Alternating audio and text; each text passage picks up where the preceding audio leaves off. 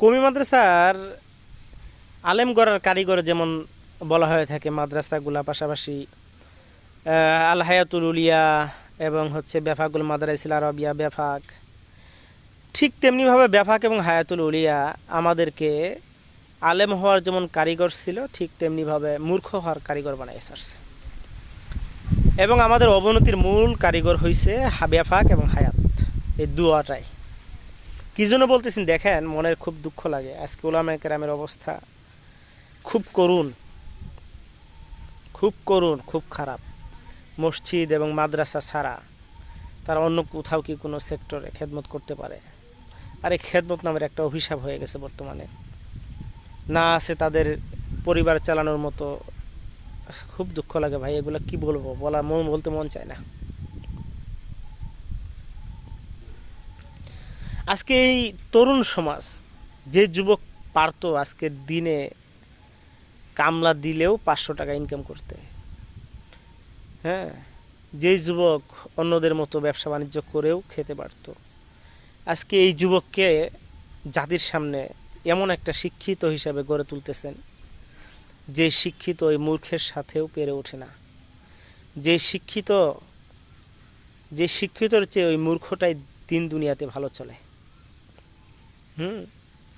এরকম সিচুয়েশনে দাঁড় করাইছেন আমাদেরকে আজকে। এই দায়ভারটা কে নিবে? এই দায়ভারটা কে নিবে? বেফাক, হায়াত, এই অন্ধমার্কা আলেমদের কারণে আজকে বর্তমানে উলামায়ে কেরাম তরুণ সমাজে যে অবস্থা, কি অবস্থা হইতেছে আমি শোনাবো। কারণ আর বসে থাকার মতো সময় নাই। অনেক সহ্য করেছি ভাই। ইংরেজি পড়লেই ধ্বংস হয়ে যাব, হ্যাঁ, বাংলা পড়লেই ধ্বংস হয়ে যাব, এইটা করলে ধ্বংস হয়ে যাব, এইটা করলে ধ্বংস হয়ে যাব, অনেক শুনেছি, অনেক কথা শুনেছি। এগুলো আর মানায় না ভাই। এগুলা বইলে আজকে বেফাক এবং হায়াত এগুলো আমাদেরকে মূর্খ জাতি হিসাবে একটা উপহার দিচ্ছে। এমন এক জাতি, যে জাতিকে শিক্ষিত বলা যায় না, মূর্খ বলা যায় না, মাঝখানে। হ্যাঁ, আলেম সমাজের অবস্থা করুণ হওয়ার পিছনে, অবনতি হওয়ার পিছনে আলেম সমাজকে আজকে মানুষ অন্য চোখে, আর চোখে দেখার কারণ একমাত্র হায়াত এবং বেফাক। কারণ তারা শিক্ষা সিলেবাসের কোনো পরিবর্তন ঘটাতে চায় না, আর শুধু সরকারের কাছে সার্টিফিকেট চায়। সরকার সার্টিফিকেট দিবে, একটা কারণ তো আছে। হ্যাঁ, সিলেবাসগুলো তো যুগোপযোগী করতে হবে। কোরআন হাদিস ঠিক রাইখা যুগোপযোগী সিলেবাস করলে সমস্যা কি? সমস্যা নাই তো। তো করেন না, নাকি আপনাদের ডিমান্ড চলে যাব, আপনাদের মেয়াদ উত্তীর্ণ মাল হয়ে যাবেন আপনারা যারা বেফাক এবং হায়াতে আছেন। আপনাদের কেউ দাম দিব না, এই ভয়ে করতেছেন না কোনরা? ভাই তিতা লাগবই, তিতা লাগলেও বলবো, সমস্যা নেই। আপনি আমার যত কিছুই করেন, আপত্তি নাই। সত্য কথা এখন আর বলতে ভয় লাগে না। আর সত্য কথা বলবো না, কি করব?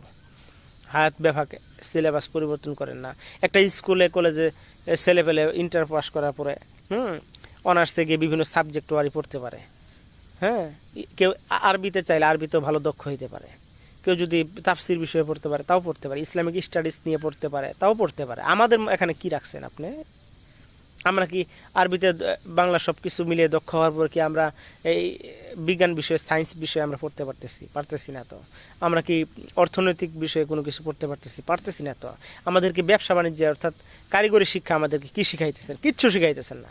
এই উলামায়ে কেরামদেরকে ধ্বংসের পথে আপনারা ঠেলে দিচ্ছেন। সাবধান, এখনো সময় আছে। তাড়াতাড়ি শিক্ষা সিলেবাস পরিবর্তন করে উলামায়ে কেরামদেরকে যুগোপযোগী করে তোলেন। আমলও তো ওইভাবে নাই এখন বর্তমানে।